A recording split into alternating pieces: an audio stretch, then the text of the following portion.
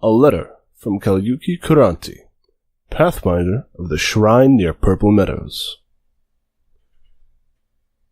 Iliana, oldest friend, it has been too long since I heard from you.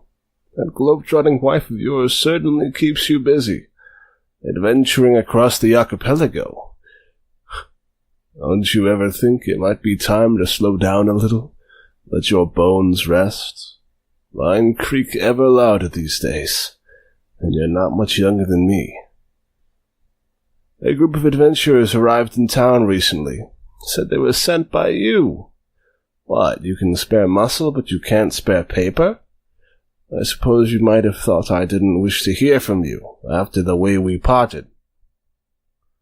I assure you, Iliana, that nothing could be further from the truth. As I get older, I find myself looking back more and more on the steps that brought me here, the path I've walked. As a young monk, I thought myself so wise, so sure, that I doled out counsel like a king granting boons to his subjects. But I would not give to have been a bit more discerning, a bit less haughty in my sermons. Perhaps so much could have gone differently. Perhaps I could have seen the value in simple silence earlier, listened more to those who needed it. These adventurers you sent, they are riddled with troubles, fears, doubts. In my youth I would have leapt into action, consoling and counseling, nudging them expertly along the path in a way that felt, if not right, at least comfortable. But I have seen now the damage that comfortable but wrong can deal. Their gods are not my gods, their paths are not my path, and to blindly usher them along without true knowledge of their souls would do irreparable damage. I cannot see the path anymore, Iliana. Long have I wandered its winding roads, but the way is blocked to me now. Each night I go to bed troubled, dreaming of scales and thunder, of desolation and agony. Each morning, pounding between my temples, I hear the question, in a voice that is not my own. What does the end of the world look like?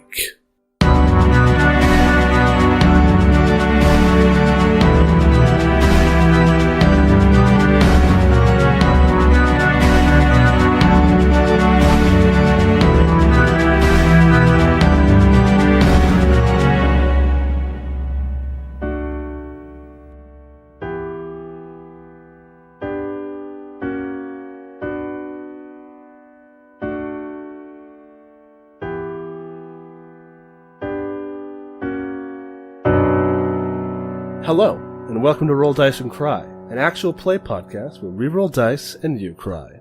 We will also cry. We will also cry.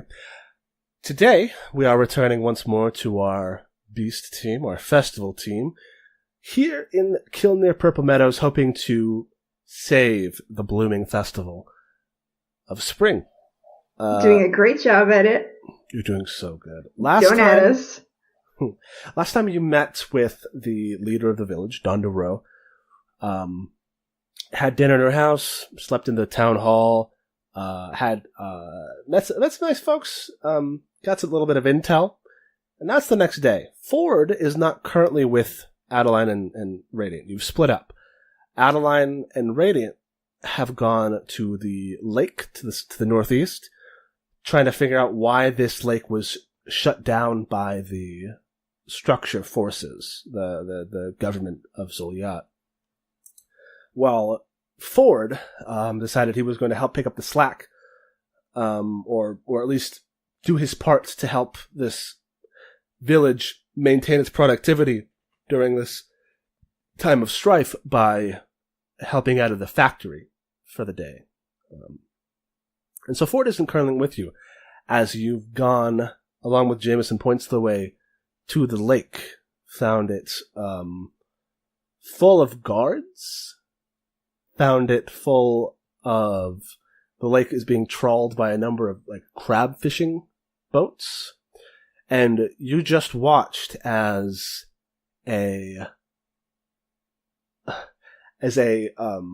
large mechanical armored arm was pulled from the depths of this lake. And then you got seen, and you haven't been caught yet, but people are coming after you. We are running. We are running. We have to go. Also, today my name is Zachary Fedrickson. You can find me on Twitter at OfficeGamingGod. I'm joined by Chander. Hey y'all, I'm Chander. I play Ford Maphorn, who is a peerless fighter and an orc. You can find me on Tumblr and Twitter at ChanderClear. Mari Costa. Hi, I'm Mari. Find me on Twitter at Marinskos, read my webcomic, perrytrail.com. And Sloan. I'm Sloan. I play Adeline Fleetwood, the Elven Bard, and you find me on Twitter at FC and Tumblr. Fantastic. I play Radiant Ire, and he's running. He's running. So this is a chance for me to try out this move, this custom move that I found, this is by Jeremy Strandberg. It says at the top of this document. It is called Struggle as One. So when you defy danger together, acting despite the same imminent threat or suffering the same calamity, decide how you all do it, and you each roll your appropriate stat. On a 6 or below, you find yourself in a spot. Tell us how you got there. On a 7 and 9, you get through just fine, and on a 10 plus, you do well enough to get someone else out of a spot, if you can tell us how. Jameson is with us. Jameson is also with you, but Jameson will probably be able to get away on his own. Okay. He's a ranger. He's not a ranger. Mm-hmm. He's a scout. He could be a ranger if someone decided to play him, but right now he's just a scout. So what are the two of you doing to escape this group of? I'd like to argue for strength. Okay, what's your argument? Legs strong, running. Legs athletics. strong, running. Barreling through the underbrush, sort of pushing branches away. So legs strong, legs also short.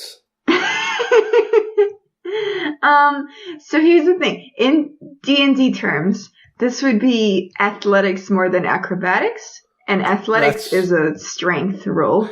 That's true. By powering through.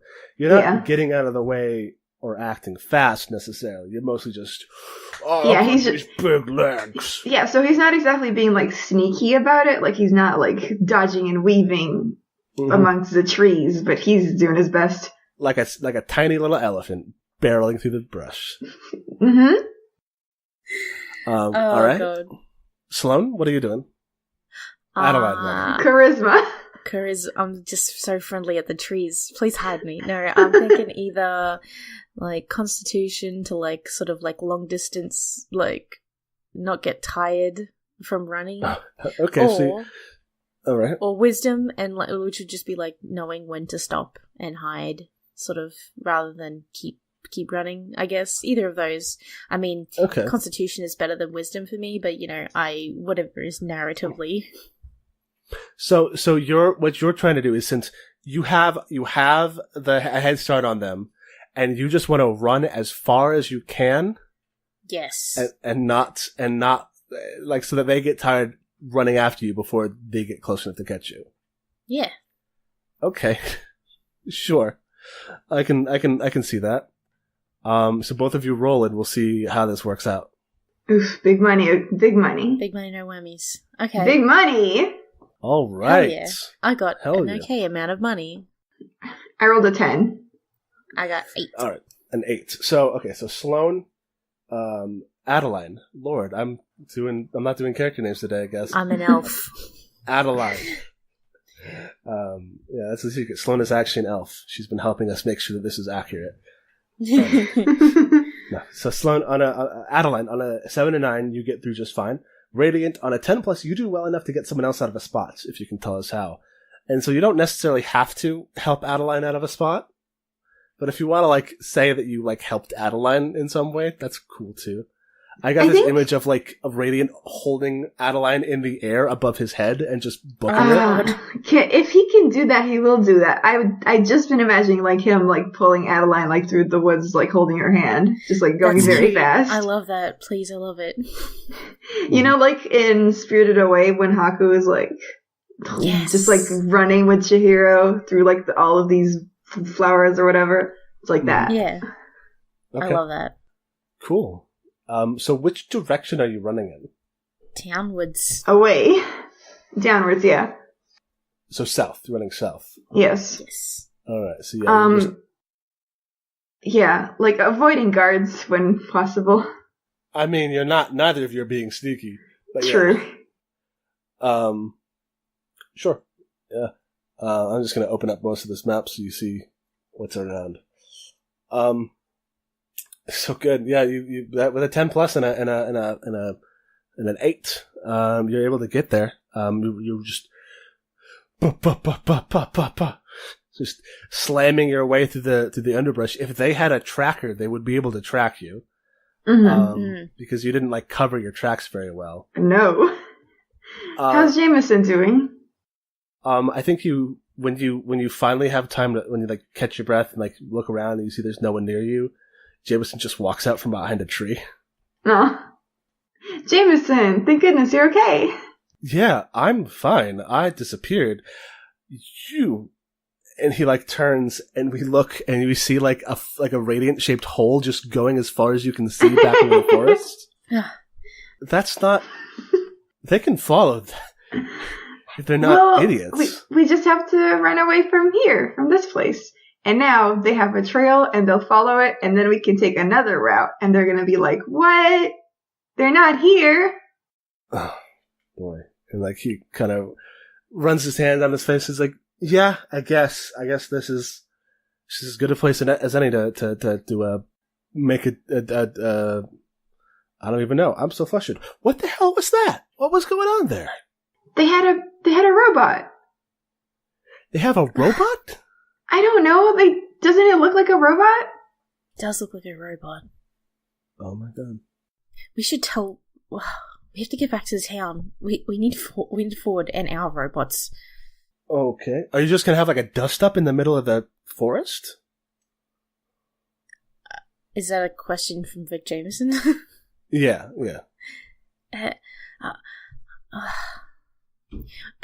I mean, they only had an arm. So... Okay. So we don't have to have a dust up. An arm is less than a full thing, so that's good. Yeah. It's good that they only had an arm. I want to investigate that big shrine. The one that was all dilapidated. Because did it look like... this is a GM question. Did it look like the one, the island stuff, architecturally? Maybe roll a spout lore. Okay, my favorite. To see if you can recall that information. I love to ask questions as a player and then just be the dumbest fucking dude. I mean, you picked a -1 intelligence. I know. No, it's good. It's very good. Okay. Yeah. Oh. Okay. Hey, 7. It's a 7. Yeah, kind of looked a bit like it. The stuff at the island was a lot cleaner and more well kept. Mm-hmm. But it did have some similarities architecturally. The stuff here is much more worn than the stuff at the tower, at the bastion. Yeah, Radiant says I think we should go back there.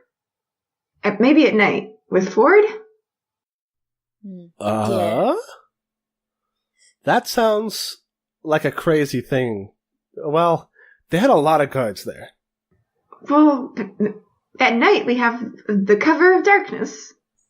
Okay. Are you gonna bring the robots? The calves? The frames? We need to stop calling them robots because that doesn't make any sense. No, it doesn't. Again, beach ball, robot. Radiant made up the word. Alright. Jameson looks at you, Radiant, and he looks a little exasperated because this is just a whole lot of running. He's still a little bit out of breath, even though you never saw him running, but he was running next to you in the trees. Yeah. He says, So what's the plan, Radiant? Are you going to go in there and fight the guards and steal whatever they have of that old frame? No, I just want to look at I don't want to look at the frame yet. I just want to go in there and, like, scout. Aren't you a scout? Yes, I'm a scout. I mean, we don't have to fight them. We can sneak in there and see what's going on, because they look a little bit, that building looked a little bit like what we found on the island. Yeah, I guess. Okay. And then he, like, looks up and, like, you see, like, in the distance birds kind of fly up. It's like, all right, looks like they're searching. We should probably get out of here. We should probably get out of here. That's Jameson's voice.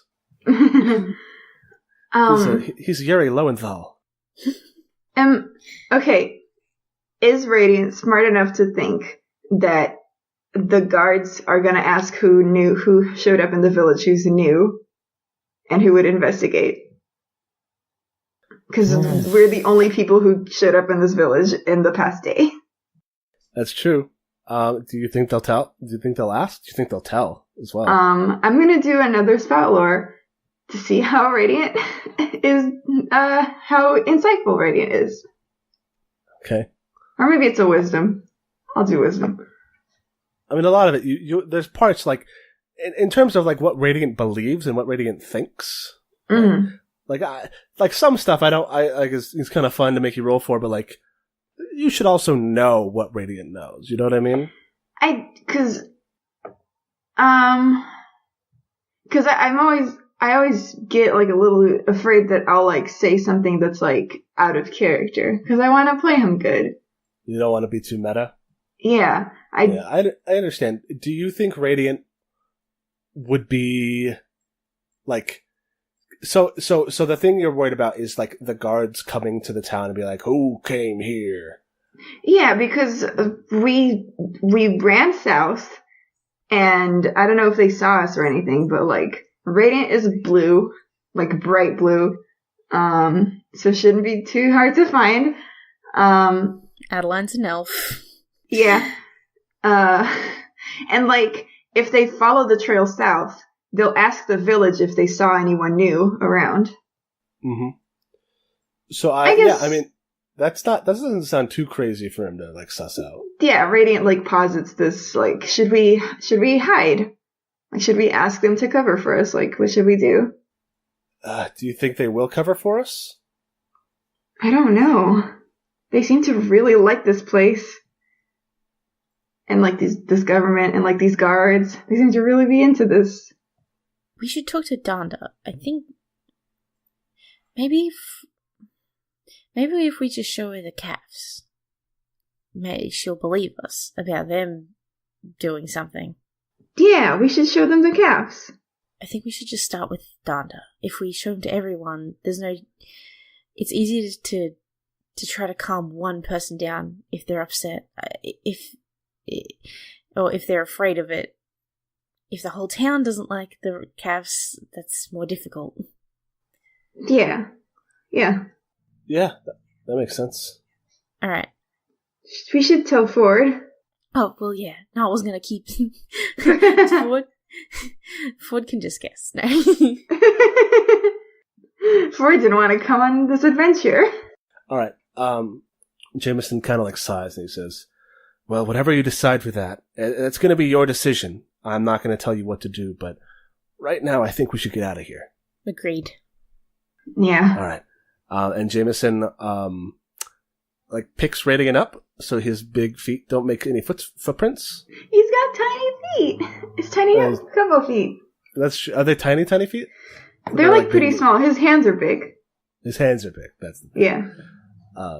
And so I guess he doesn't pick up Radiant. I just like people picking up Radiant. He can pick up Radiant. Yeah, so he picks up Radiant and he's like, all right, this way there'll be less footprints. And he starts leading you through the woods in, like, a different, more circuitous path to get back to the village. Ford. Hi. You got on the buggy in the morning, and Mm-hmm. you've now arrived at the factory. Yep. Brick factory. It is a large rectangular building. It's kind of like a compound almost. There's a couple of different big buildings. There's one main building, and then there's a couple of smaller buildings to the right of it, a little bit. And then there's like a big wall around the whole thing, so folks can't like just wander in and out as they please. Mm-hmm. And you get to the gate, and there is a structure worker there, a structure official, and he's got like a clipboard, that sort of slate that you've seen people writing on here. And people are filing in single file as he like ticks their names off of a list. And he gets to you and he says, "Name, please." Ford Maphorn. You don't seem to be a registered worker. Are you a wanderer? Yeah. All right. And he flips to the back of it, and you see there's a bunch of blank lines, and he just writes Ford Maphorn. Cool. Are you doing this before everyone shows up, or were you waiting for the buggy to show up? Because I just remembered you drove the calves here. I think it's before everyone shows up to not hold up the line or anything. Okay, so you get to come in before anyone else, I guess. And okay, yeah, there's like another foreman there, another structure official. He's this kind of big guy. He's actually not wearing the jacket that all the other officials are wearing. He's wearing kind of like his own set of overalls with the structure seal on it. Mm-hmm. And he says, "Morning." Morning. Up and at 'em early, huh? Yeah, got early to bed, early to rise. Yeah, sure. Now listen, you can't start actually doing any work until everyone gets here. We're not going to make you work past the hours that you're supposed to. But since you are here, I can at least show you around. I'm Foreman Cross, by the way, and he holds out his hand. Ford Maphorn, sir. Lovely to meet you. Shakes Pleasure. His hand. And he like starts walking you through the situation. And for his description, I'm going to let you know. I'm going to read the move to you. So this is a custom move that I wrote for this leg of the campaign. It's called "Mama Said I Was Good with My Hands." And when you spend a shift at the factory making bricks, you choose your role and roll the relevant stats. If you haul the clay, you roll strength. If you shape the bricks, you roll plus dex. And if you measure and operate the furnace, you roll plus int. On a 10+, you pull your own weight, adding +1 to the brick stock. On a 7 to 9, you falter, either adding +0 or marking a debility to add +1 to the stock. And on a 6 or below, you disrupt the workspace, reducing the stock by 1. Now, stock is important because you have a quota to meet. You have 5 days to produce 8 stock of bricks to make sure that the factory hits its quota before the festival, allowing them to take the day off as a recognized like holiday. The factory workers will produce 1 stock each day. They're 5, so you really only have to produce 3 as long as you don't fail and set them back. Ooh, I'm so nervous. Mm. And yep, so he kind of walks you around. He's kind of got like long black hair that's tied back, and he's got a beard. And he's kind of like a salt of the earth guy. And he's just pointing stuff out and says, he points at one of the buildings and says, this is our actual stock house for the clay. And he opens it up and you see, just like piles of clay, right? Mm. Like these big, it's kind of this cold room that's kept moist. There are sacks on one side that what you're supposed to do is, and there's like these big trowels that you like scoop the clay soft clay into the trowels to be put in these sacks that you then lug over your shoulder, or put in a wheelbarrow if you can't carry them yourself. But most folks are like, it's faster to carry it, you know?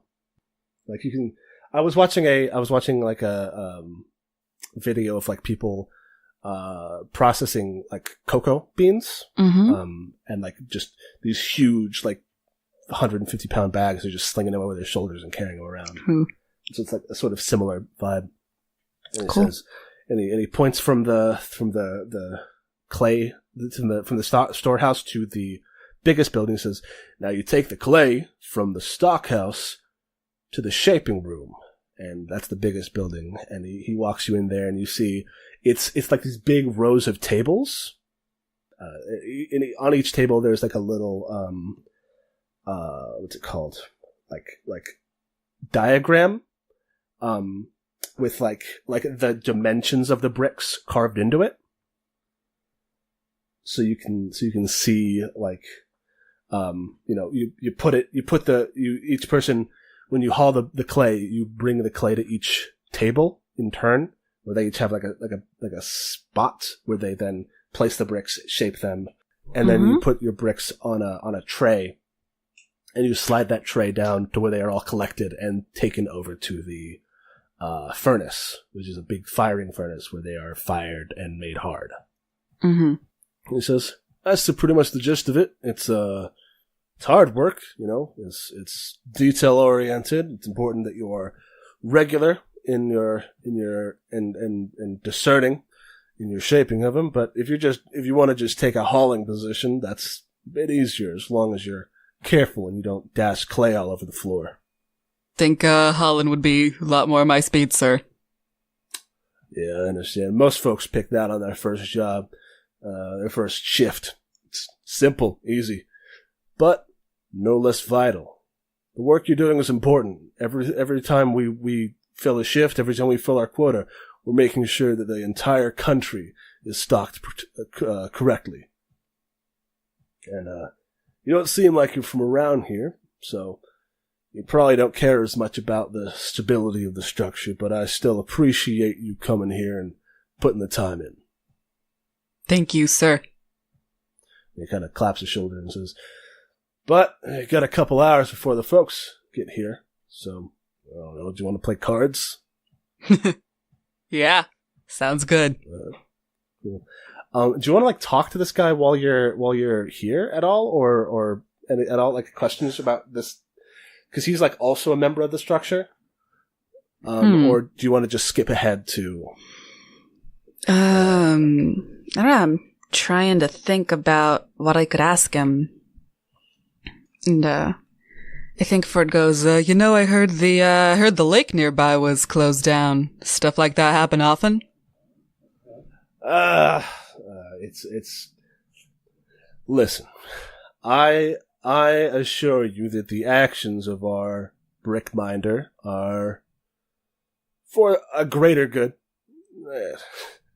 For the overall stability of our country, but I'll admit there's some times when I don't understand it. Take this festival thing, right? And he starts dealing cards. The villagers, they want to have the day off, and they're hard-working folk. I say let them. I don't mind. But there's a couple folks who think all this religious stuff it goes against the tenets of the structure. You think that some people say that if you do good only because God tells you to, you're not actually doing good at all. At least you're not being a dick, though. Yeah. But some folks think that moral decisions made out of fear of repercussion are not moral, but pragmatic. Yeah, I've been through that argument.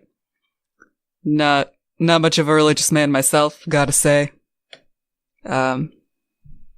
Look more towards things I can see and understand and quantify, Yeah, I get that. Hell, maybe you'd fit in right here. Structure's all about doing stuff the way that... and a god hates it. Yeah, structure's all about doing things for the good of the people, not for the good of a god. You know, we build these bricks so that people have places to live. But is the quota really that important that they can't take a day off? Would that really put it off by that much? Well, that depends. It would definitely be a blow. It might mean that some cities up north wouldn't be getting any of the repairs they need. Really? From one day? A day is important. I don't know how you live your life, Mr. Maphorn, but every day is important. Guess you could say that, yeah. And here we have the archetype of the mundane is a very detail-oriented sort of system. Can you imagine if there's a building out there in some city up north that is just waiting for the next shipment, and if we take a day off and we don't hit our quota, that shipment doesn't go out, they don't get those bricks, and then that building collapses, and that's on us.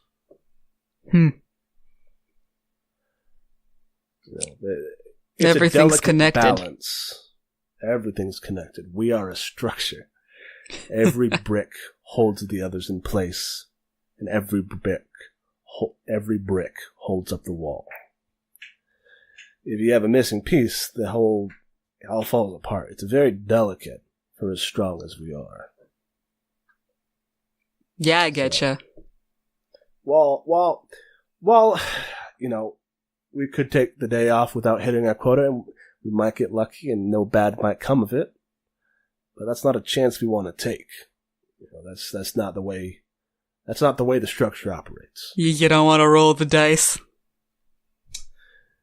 No, we don't much take for chance. It's too much like fate, which is too much like a divine plan. Well, hope nothing goes wrong. Things go wrong all the time, Mr. Maphorn.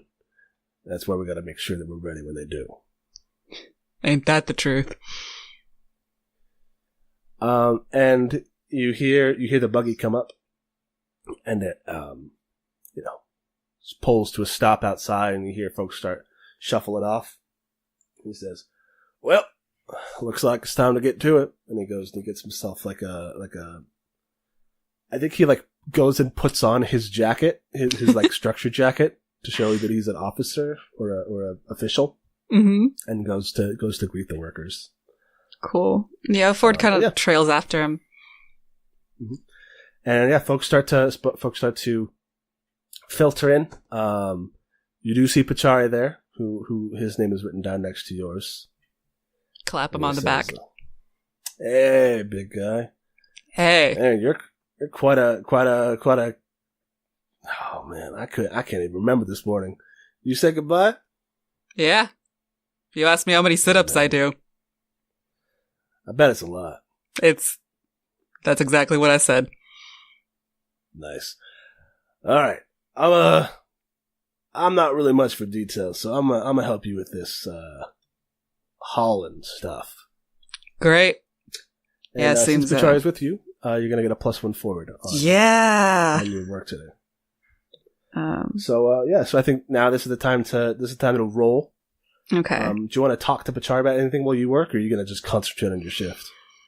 Do I get any minuses to my rolls if I talk to him? If you talk to him while you're working, you're not working. Okay. As is one thing, maybe. Then I'm gonna concentrate on my work. Okay. That's a +1 forward to that? Mm-hmm. Okay. That's strength. Oh my god, I'm so... Yes! Okay, it's an 11. Right. 11. Thank god. All right. Okay. I'm gonna put a counter here. I wish we were on the. I have like a Blades in Dark clock count like table that I made in our Blades game, and I don't have it here, so I'm just gonna write it out. I did so good. Rick stock quota out of 8. So that today they made 1 and you made 1. So now the quota is 2 out of 8. Cool. Mm-hmm. And so you know, it's a very Michael Bay movie scene. It's very Armageddon, where all the workers are like, bow bow, free bird, da da da. Lots of people sweating and hauling stuff and making stuff. It's hard work, but it feels it doesn't feel bad. Everyone's very like focused. Everyone's very driven to they're like, we gotta get this done. We gotta have this festival. It's gonna be great. It's, working for the weekend sort of thing. Mm-hmm. And then around noon, around midday, a horn sounds and you have a little lunch break. Cool. And I think it's an hour or a half hour. And folks, kind of filter around and they get little sandwiches and stuff. I don't know what these this 18th century workforce would bring for boxed lunch, but whatever it is, they're eating it. Maybe a lot of leftover curry from the night before. You see someone who kind of ducks into he pulls out from his backpack. He pulls out a big metal pot and ducks into the furnace room and comes out with hot chili. Ooh, nice. Yeah. And Cross looks at him oh, you're not supposed to use that for that, but he's not he's kind of more busting his chops than anything else. Mm-hmm. Yeah. Do you want to talk to anybody for your break, or? Think Ford goes, claps Pachari in the back, is like, "How you doing, buddy?" He's he's holding a bowl of this chili, and he picks it up with a shaking hand. He's like, "My biceps fucking hurt." Yeah, so I gotta, build up your muscle strength. I can show you a few exercises. I wouldn't mind that, though. I'm pretty sure you're at a higher level than I am. Well, as he's talking, he's eating, and he's talking with his mouth full. Slow down there, buddy. I don't know the meaning of that word. It's not good for you to eat fast. Better to eat slowly, healthier. Oh, okay. You're like a health guy. Ford the healthy man. Well, a little bit. Gotta stay alive somehow, Yeah, that's fair. That's fair. What's Donda doing? Is Donda here? Yeah, Donda's here. Since Thomas and Marigold are staying home to try to fix up their house and recover what they had, she's there too. Yeah, she's come to work. And she's also hauling she's hauling bags of clay.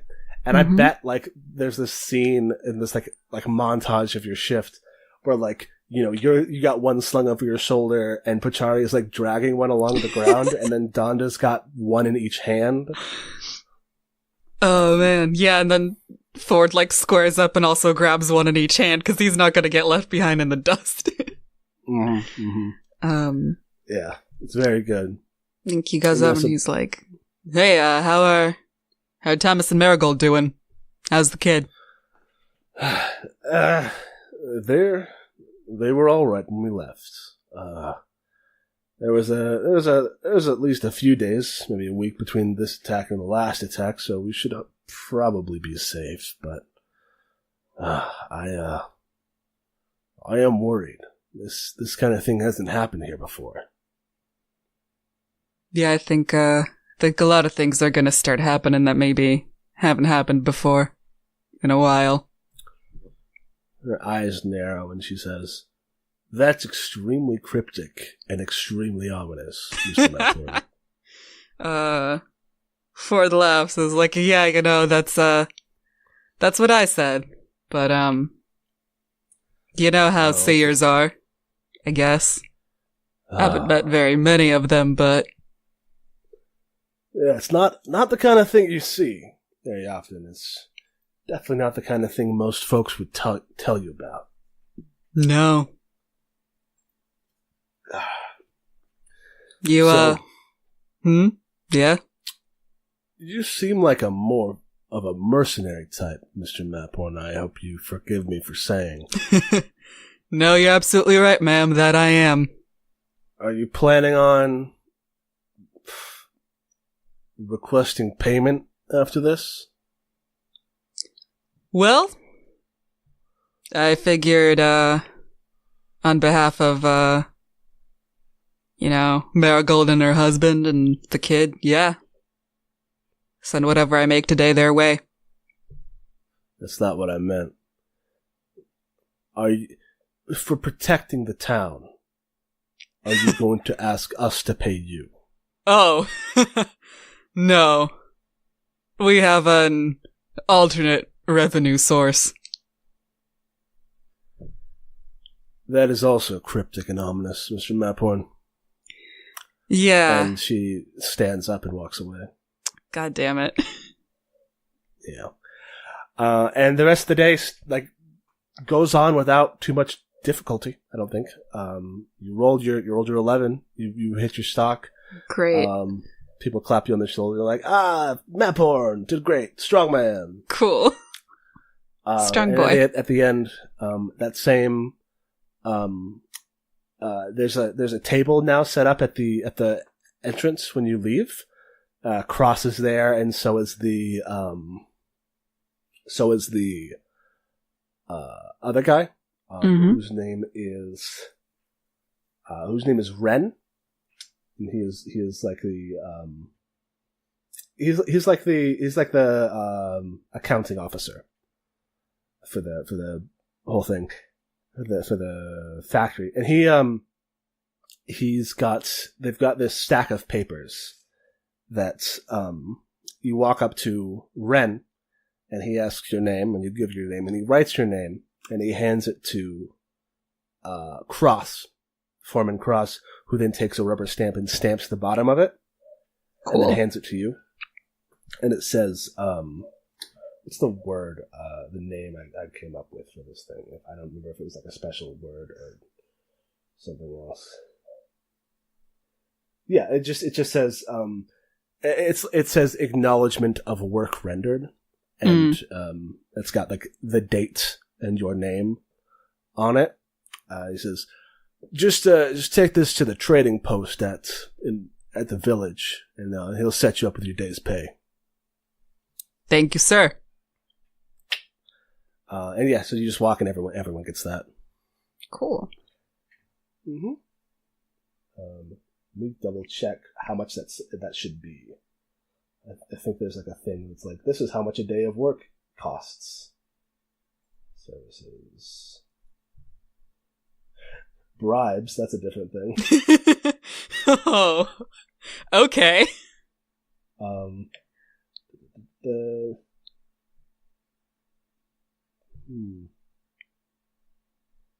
So a week's unskilled mundane labor is 10 coins. But they're a little bit nicer than that, so I think it's 3 coins. Cool. For the day. Yeah. Nice. Okay, so, yeah, so you have a writ for 3 coins. Dope. Yeah. It's like, hey, can other people cash these in that aren't me? Cross says, you can cash it in and then just give the money to whoever you want to give it to, but you're the only one who's allowed to cash in your own stamp. Alright. Thank you. Of course. And then do you, take the caps back with you, or do you leave them at the brick factory? I take them back with me. Okay.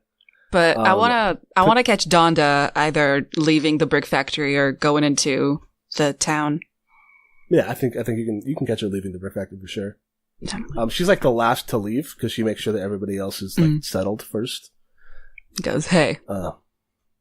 Yes. I don't mean to be cryptic, but your Lady Bright Eyes has her wife's she's rich and she cares a lot. Okay. She's the one kind of bankrolling us. So that's why you don't need us to pay you. You're already being paid. Yeah, but I think, something like this, I'd do that for free. I'd do that, for a meal and a place to sleep. And she kind of looks at you and she says, well, thankfully, apparently, we won't have to find out. And then she goes and gets on the buggy. Cool. Yeah.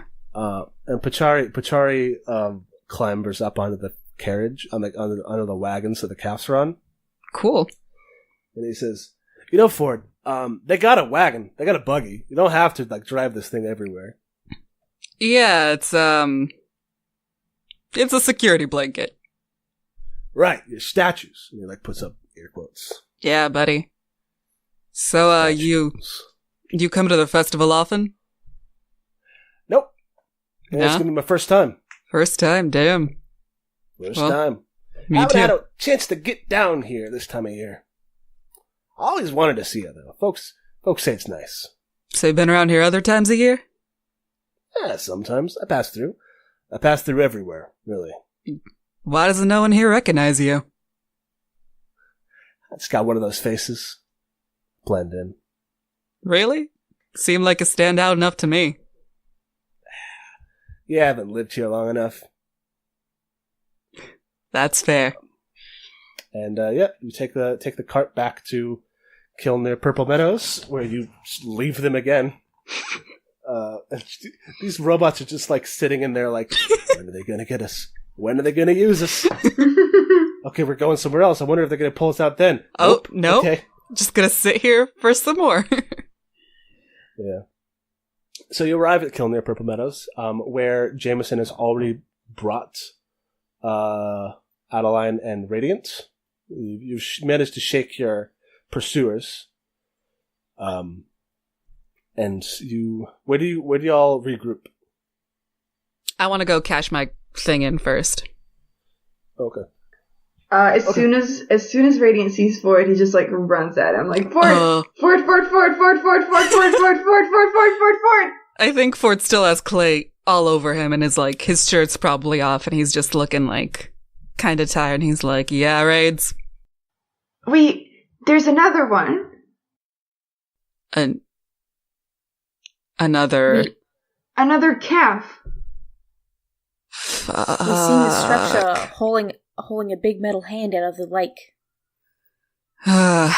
We have to go back there. You have to come with us. Okay. Let me go. When are we going? Tonight. Okay. Let me go cash this in. And, I wanted to go check out the shrine for a little bit. Sleep. We still have time before sunset. Yeah, it's early mid-afternoon. Cool, yeah.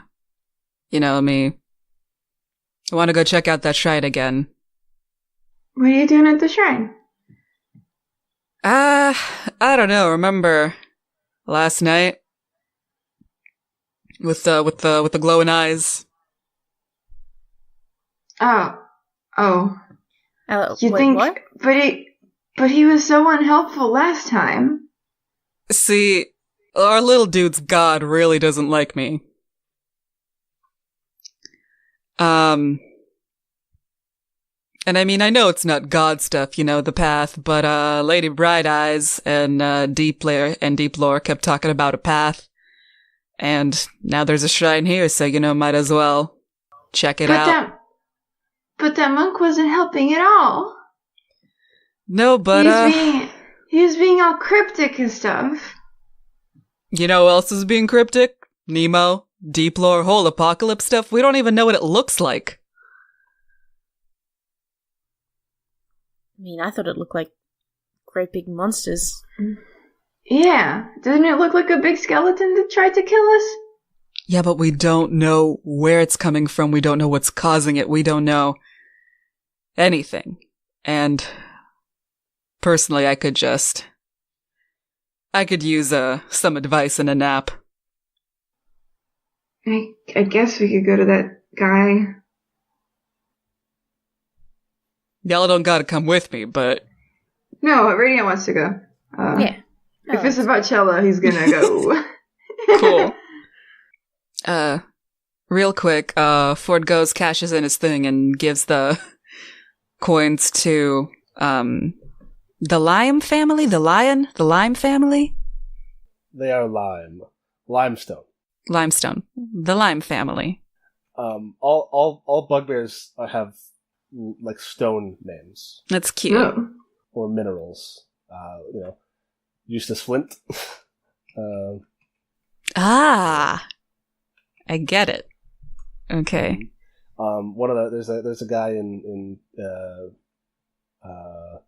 whatever it is, Revelation. The city of industry or whatever it's called. The leader of them is Nathaniel Cole. Nice. He's old King Cole. Okay. Anyway, Ford goes, yes, cashes his thing in, and goes over to the Lime family. Is like, I know it's not much, but he kind of nods and hands it over. So what happens is you head to the trading post, which everyone is at the trading post right now because they're all getting their payouts. And he's handing out these little, they're the same sticks that you've had before, except these ones are 3 segments. And that's a day's pay. And yeah, he just takes your, he's got like a little, spike, on his counter, where like he takes your writ, puts on the spike, hands you a thing. And it's very mechanical because he's doing it for everybody in town. Cool. But yeah, it's easily done. He doesn't give you any guff about it. Nice. Mm-hmm. Okay, I go and give that to the Limes. Thank you for sure. It's appreciated. They are in a rough spot, even though the community is like taking care of them. So there were a couple things discussed. One was showing the calves to Donda, and the other one was going to the shrine. Yes. Do you tell Ford about your intention to show Donda? Yeah. I think so. Yeah. And when does that occur? Probably when he's come back from giving the money to the Limes, maybe like, I think like Adeline says, like, I think we should tell Donda about the calves. If people come back here looking for us, because we did not mention this, they did see us. I think that they should know that we're not. I don't want them to throw us to the wolves. Okay. Yeah. Do you think that's a good idea? Addie, I trust you. Thank you.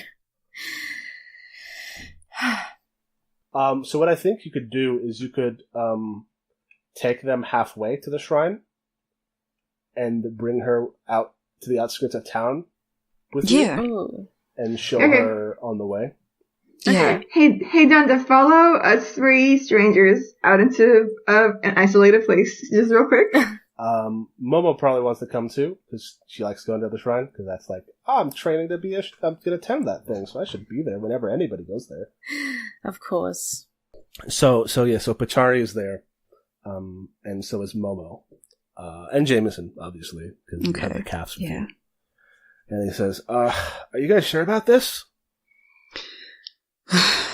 Well, I mean, I think it's better to be open here than, keep being cryptic.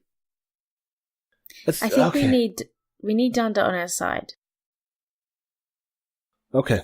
You think this will help? I hope so. Okay. All right. So you take you walk them all out. Madonna's like kind of cautiously following you. And since the last attack, she's been keeping her hammer around with her. Oh, I love her.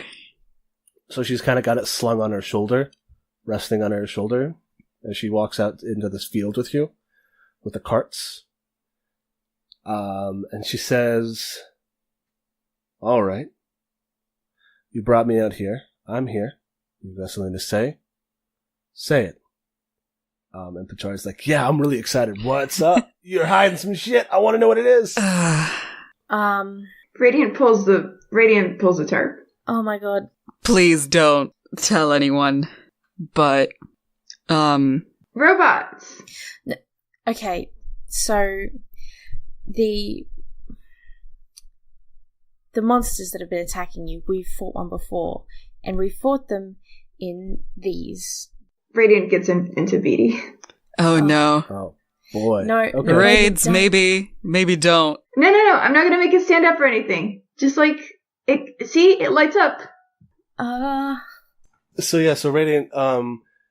Well, the thing is, BT is currently like in a crouched position, hugging. Yeah, his knees. I'm not gonna make him stand up or anything.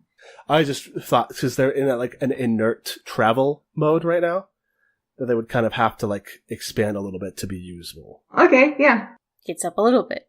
It's up a little bit, yeah. It's kind of curled up, and then it like just picks up its feet and like puts them so it's like sitting on the cart instead of like crouched in it. And like boom, boom, and like Donda steps back, and you see Pachari's tail is like wagging. His eyes are all big. He's like, "Oh, this is cool. What are those? What is this? What's going on? This is wild." And Donna's like, "Yes, this is weird." Well, they're called celestial armature frames. They're very old weapons to deal with a very particular kind of threat, from what I'm given to understand. Like the one that you're facing with the monsters, because, see, the one we fought before, it wasn't small. It was the size of these things. Maybe larger. Okay. And if that's coming, then we wanted to be prepared. And, Addie, Raids, you want to tell him about the lake? Radiant. They pulled one of these out of the lake, he shouts. Said part. So it goes out, does it come out the speakers on, like, BT? I'm not sure if he's activated it yet. The cockpit is like water. It's like a water tank. Yes. Its skull comes out all, like, bubbling and burbly, gurgling. They pulled one out of the trunk. I was like wiggling my fingers in front of my mouth, and I don't think it did anything. They pulled it out of the Yeah, I guess it comes out the speakers. Yeah, and I guess Beatty's like eyes are glowing. Yes. And, like all those, the gem in the center that is the cockpit is glowing. Mm-hmm. It's not like moving. And Donna's like, "Oh boy," and Momo's like, "This is crazy. I'm scared. These are very big. They have another one? They have an arm." An arm? An arm is the most dangerous part of a body. Yeah, but it needs to be attached to a body to work, from what I'm given to understand. Is that true? And Pachari's like, I once saw a guy hit another guy with a severed arm, and it hurt really bad.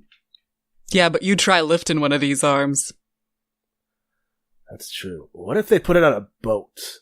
And, like, it's like a cannon on the boat. On a boat. Potch, buddy. I'm gonna stop you right there. I don't think that would do much. Oh, okay. Alright. Okay. This is still wild. Adeline is, like, paying more attention to how Donda is reacting while Pachari is just, like, rambling about fists on boats. What is she doing?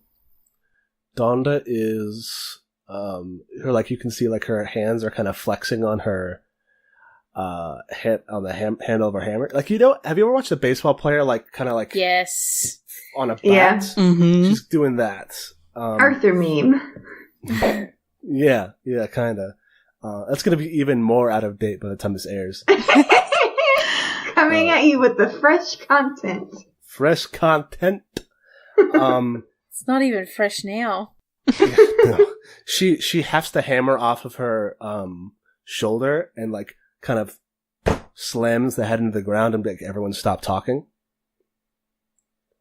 And she says, If these things are as dangerous as they look, and they are as necessary as you say they are, then we are in trouble. That's why we're here to help. Yes, ma'am. We've stopped it before. If we let the structure take these away, you guys will be in more trouble. There's a chance they might come by when we seen them pulling the hand out of the water. They seen us. So there's a chance that they are going to come here looking for strangers. And we're telling you the truth so that if that happens, maybe you can just keep them off our trail a bit. And she looks at you, like, hard. I think this might be a parlay. Yes. Me? I think so. I think you're negotiating. Can I aid this? Maybe. 1 second. So parlay is when you have leverage on a GM character, manipulate them, you roll plus charisma. Leverage is something they need or want. What she wants is security, is safety for her town. And she's worried that you not only can't provide it, but will actively destroy that security. Yes. Because these things are huge and terrifying.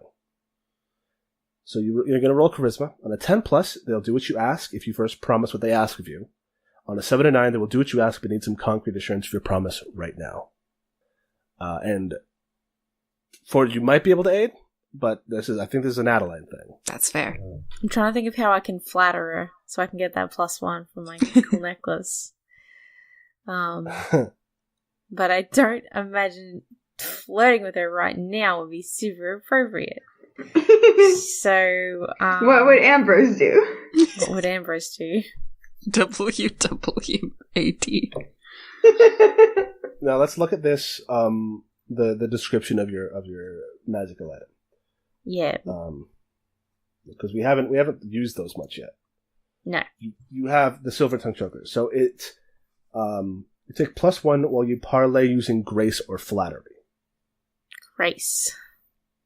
Originally it was seduction or flattery, but I didn't want to be like, I don't know if that was how because and then you mentioned that Ambrose was genteel, and so like grace, being graceful and yeah, he was graceful in his seductions. But no, I like grace and flattery because it's like it can be seduction if it wants to be, but it doesn't have to be. So okay, Grace. Is she holding the hammer still? Yes. Is it like it's like she's it's on the ground. She's holding like the top, like the handle of it. In that case, Adeline walks over and like touches the handle of the hammer and says like, I promise you that nothing bad will happen to your town. I would not let that happen. I'm trying to be her most, diplomatic almost.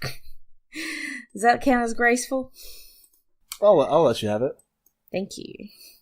Mm-hmm. Also, she's touching her hammer. That's like almost touching her hand. Very close. Mm-hmm. Oh yeah, shit! I gotta roll. To do it. You gotta roll to do it. I didn't put the +1 in, but it's okay. I rolled a 10 anyway, so I got 11. 10 + 1, that's an 11. Yes. All right. So here's what happens. She looks down at your hand and she looks at you, and she's got these very piercing yellow eyes because she's a cat.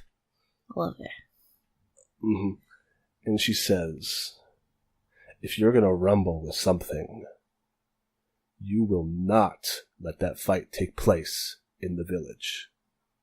Of course not. Whatever you have to do, you keep your fighting away from the buildings." We kind of just assumed it was going to happen at the lake, says Radiant from like afar. Ooh, lake.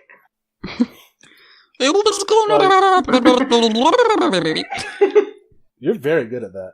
Thanks. That's really good.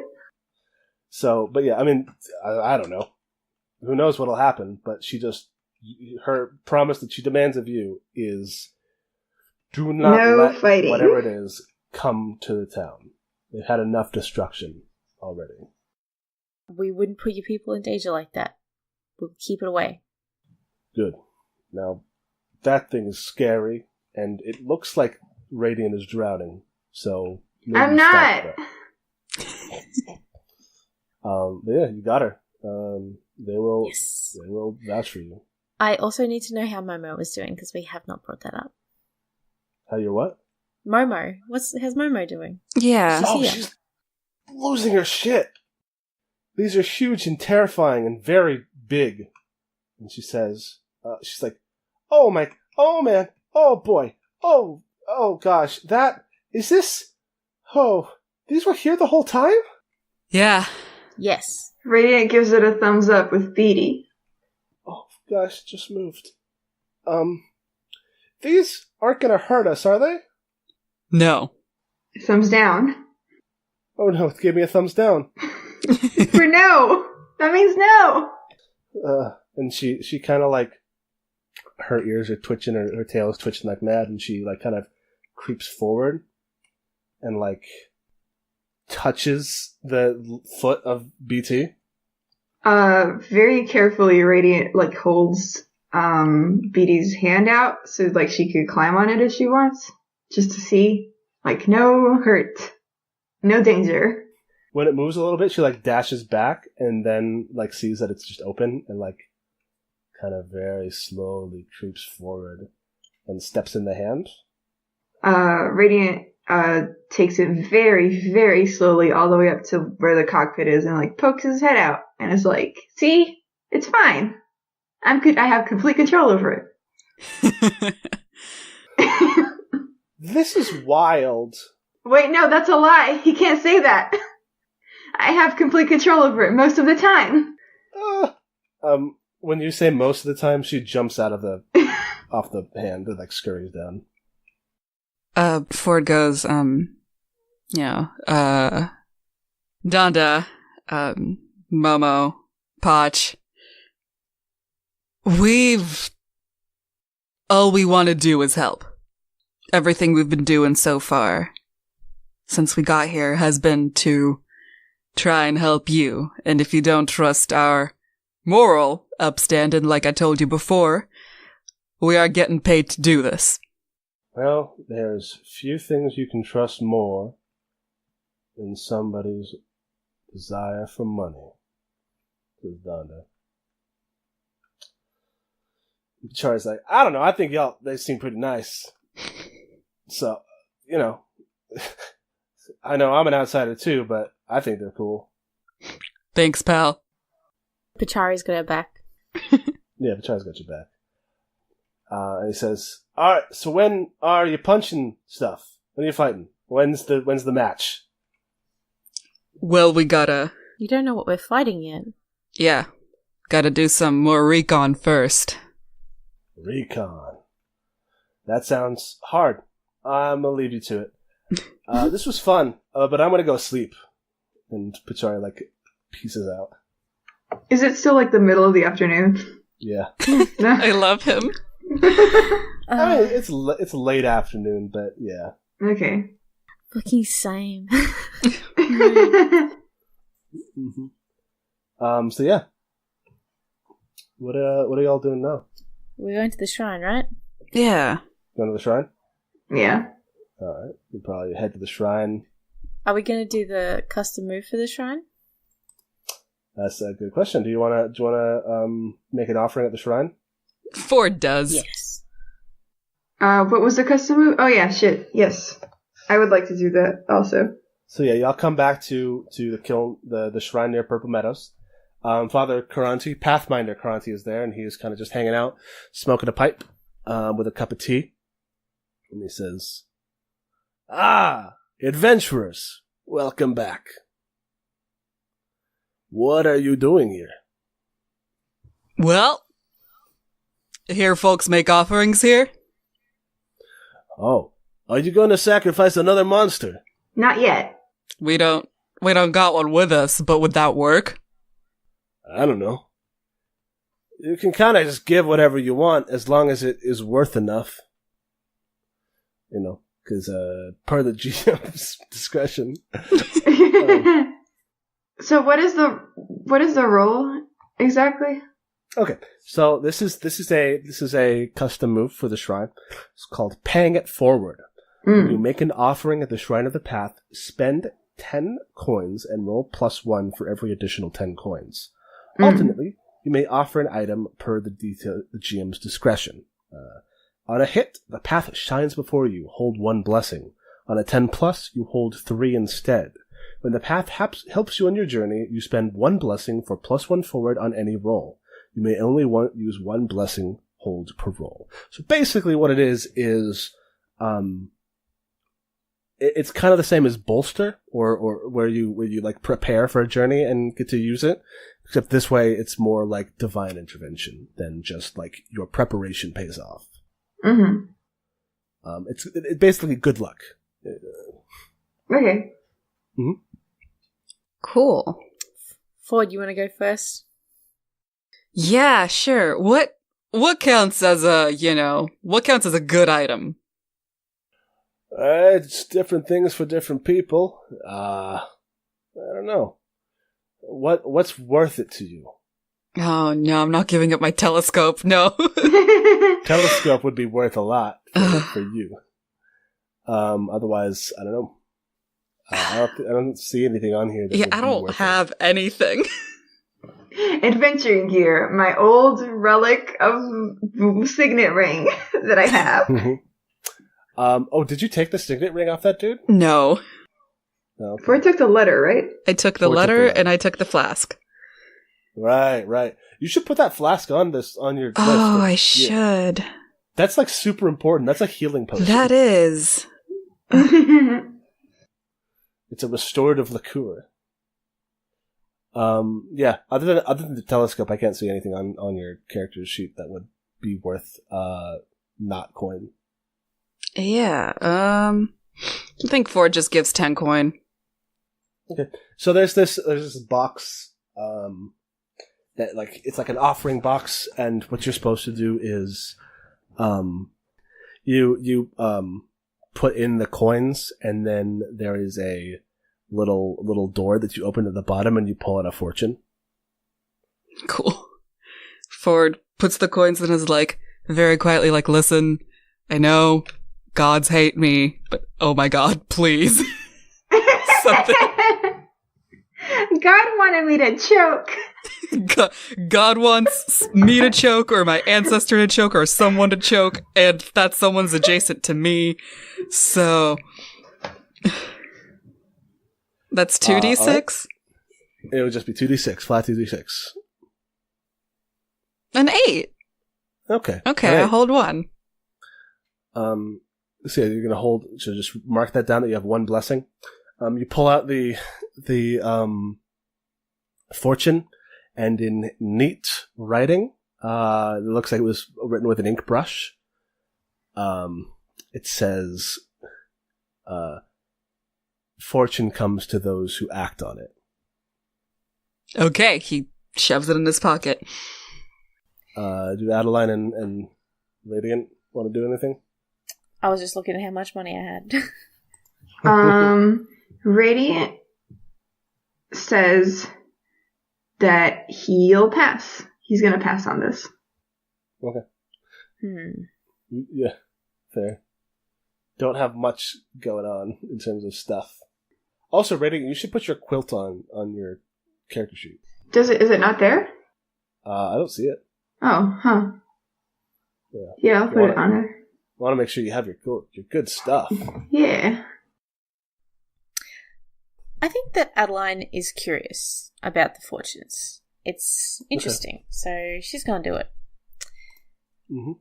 I don't think she has any items that are worth anything, so Just 10 coins and a flat 2d6. 6. It's a 6. Oh no. So that's a no. That's bad.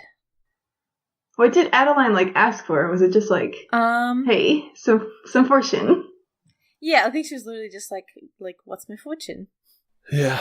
And yeah, so you put it down and you pull it out.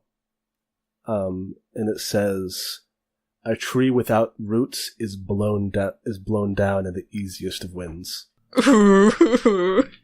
Damn, call her out.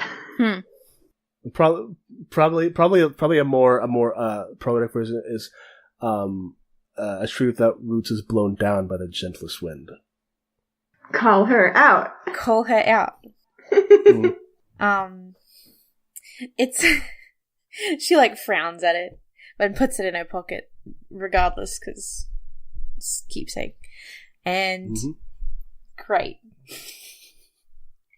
Does she get anything bad from it apart from just being called out by this piece of paper? You did roll a 6. That is a failure, which means I am by divine right obligated to move as hard as I want to. Legally, you're allowed to hurt me. The law of the land. Adeline's phone rings. It's her mum.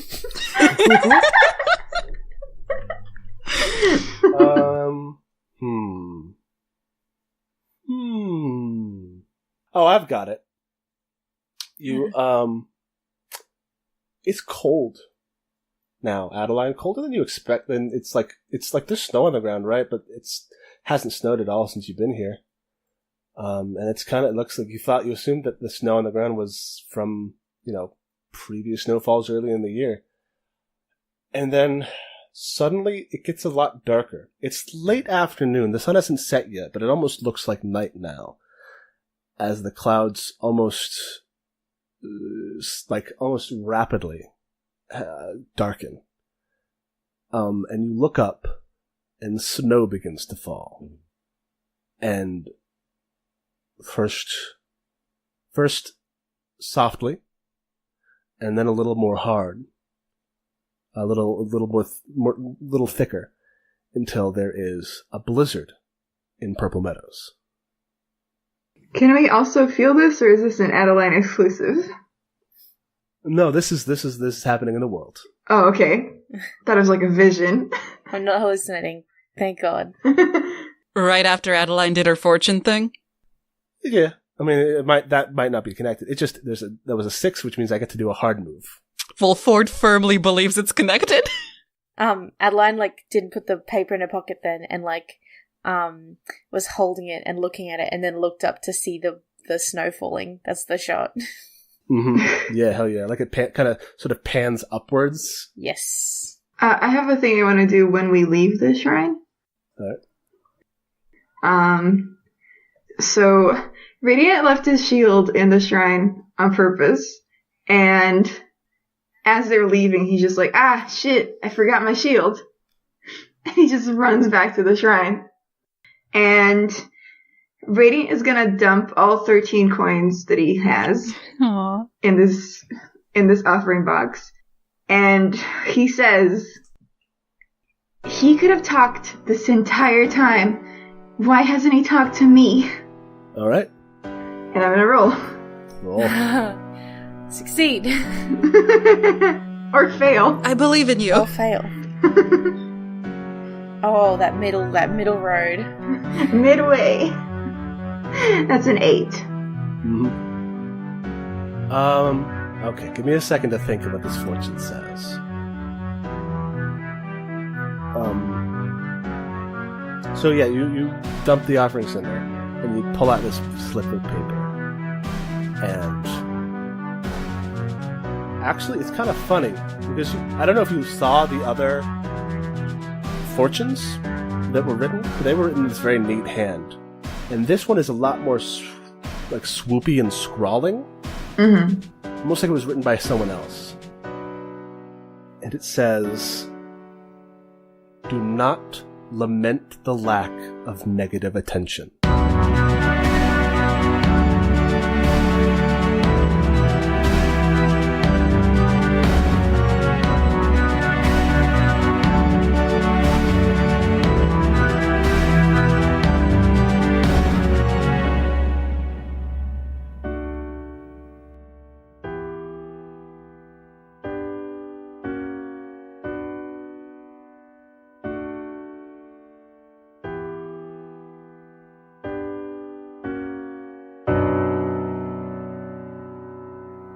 Oh my god.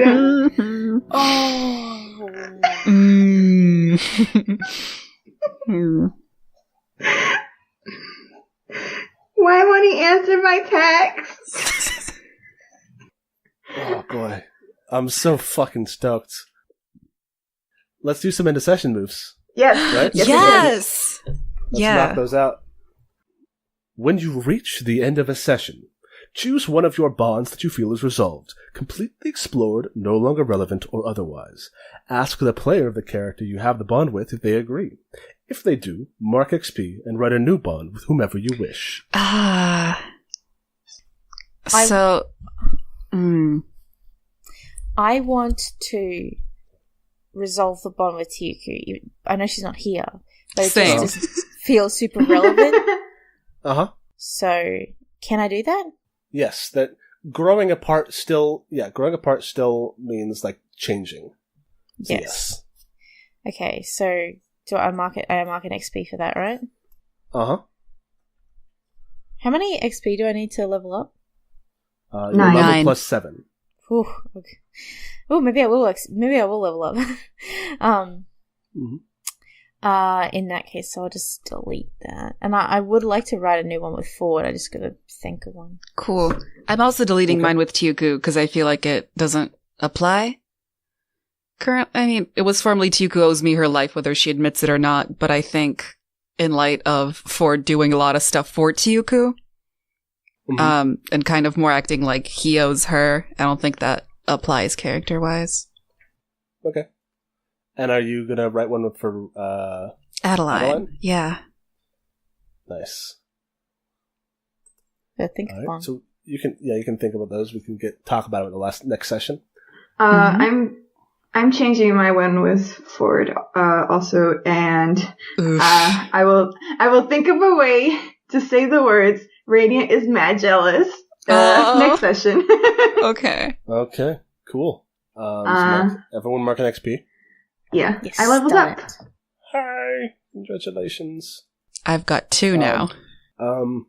Once bonds have been updated, look at your alignment. If you have fulfilled that alignment at least once this session, mark XP. If you have fulfilled your Titan alignment at least once this session, marketability if you have one. Not marketability, cleared ability. Maybe if you haven't do it, marketability. Oof. Are you sure? I don't know. I'm flying by the seat of my fucking pants. I don't know what. I did not deny mercy to a criminal or non-believer this time, so. That's true. But you also didn't have any. Like. Yeah. So don't marketability, but you could have cleared one if you had one.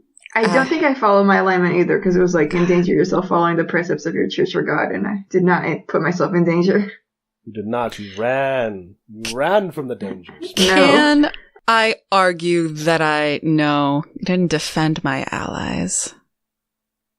I guess Wait. I have an argument for why I fulfilled my alignment. Yes. Put that fire out at the town hall. Oh, that counts, right? Yeah. Yes, Put yes. that fire Everything out since our last one counts. Okay. Yeah. Precepts of your church or God. We decided off Mike that Chella's current precepts are like community and stuff. So that feels accurate. Yes, your faith, the way of your faith is community. Yeah. Then I gotta think too, because not only did Ford, I think, help out Radiant during that fight, but I think he also like stood up for the folks in the village and then for his friends back when Donda was questioning them. Hell yeah. Good job. So everyone mark an XP for that? Adeline, rather. Did I discover something about a magical mystery? There's a big hand in the lake. I don't know. That's probably not magical though. We found those stones inside the monsters, and they seem pretty magical. It started snowing suddenly when you got your fortune.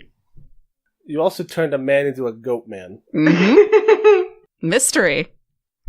I discovered that I'm bad at magic. Discovery. Magic is weird. Okay, listen, Zachary, my good friend, do you want us to mark a debility for not following our Titan alignment, because I will do that. I will. No, I'm not going to do that. Okay. I reserve the right to change my mind later. But okay. No. I think maybe, like, if there is an opportunity to do it and we, like, deliberately do not take it, that feels, like, correct. That feels right. Yeah, okay. I was going to say, with my alignment, it's going to be real easy for me with Discover Something About a Magical Mystery to say every single time we do anything, be like, I discovered something about this. Well, here's the thing. Yeah, maybe when it's the first time you encountered it, but like the next time you fight a monster and you pull out a weird like anguish gem in it, you're not discovering anything new. Okay, that's fair. I was worried that I was being too easy on myself, basically. But no. Yeah. If you retread ground that you've explored already, I'm not going to let you mark for that. Okay. So you got to always be finding new shit. Yeah. I feel like I gotta rewrite my alignment too, because it's very broad. Well, so I'm gonna defend your allies is easy. Yeah, and also I did having something simple. I was eyeing my Titan alignment this entire time, like, oh my god, did I thoroughly consider everything before making a decision? No. Well, is that for every decision or just like a decision, one decision? Oof, God. I don't know. I mean, for Mirage, it was every decision for sure. She's like Chidi from The Good Place. Oh my god. So once bonds have been updated, we did that. Then answer these 3 questions as a group. Did we learn something new and important about the world? There's a big hand in the... There's a hand in the lake. There's a hand in the lake and the government wants it. The government is doing some bad things. So what is... Can you think of a way that affects that affects your knowledge of the world? To kind of like explain how that's new and important? There's more calves out there. Yes. There's more calves out there. The structure is aware of them in some way and is trying to use them for something. Or find them. Or is trying to get them out. Also, the shrine thing, like, the island is not the only thing that rose up from, like, somewhere, mysteriously. Mm-hmm. Yeah. I think that in terms of, like, larger scope is important. Mm-hmm. Another thing, Sela has some beef with either Mirage or her goddess. Yeah. Mm-hmm. Did we overcome a notable monster or enemy? Beach ball, beach ball, beach ball. You did fight a beach ball. Is he notable? It was very notable. Yeah, I think he's notable. He's a beach ball. His name's Stompa. That's Stompa. cute. Mm-hmm. Too bad you couldn't, like, befriend that little stompy dog. It was like, stomp, stomp, stomp. Oh my god, can we keep the monsters as pets? I don't know. If you can, like, find some way to make them not try to kill everything around them. Excellent. God. Goals. See, I want to try, but I don't think that's Ford's personality, and I'm so Radiant upset. is not going to be the one to try this. No. Mm-hmm. There's still that fish man with the little hands. God, that's true. Bastion, you never found him. No, we didn't. He was gone by the time you get back. Christ. He out there. He out there. He's watching you. Did we loot a memorable treasure? This one I'm less sure. Yeah, I don't think so. No. I don't think No, we did not. Treasures. No. Okay. So that's two yeses, which is still good. Cool. Yay. I leveled up. Me too. I'll level up. I gotta fail 4 rolls. I gotta fail 4 rolls. Yeah, the thing is, Adeline and Radiant both like failed a lot, whereas you succeeded on all your rolls today. I'm the best. You're the best. But good stuff. All right, good. Okay. Good. Clap. Good sesh. Yes. Clap. We got to clap. When are we gonna clap? 30 seconds. Yeah, half past sounds good. 30, then 40, then 50. Mm-hmm.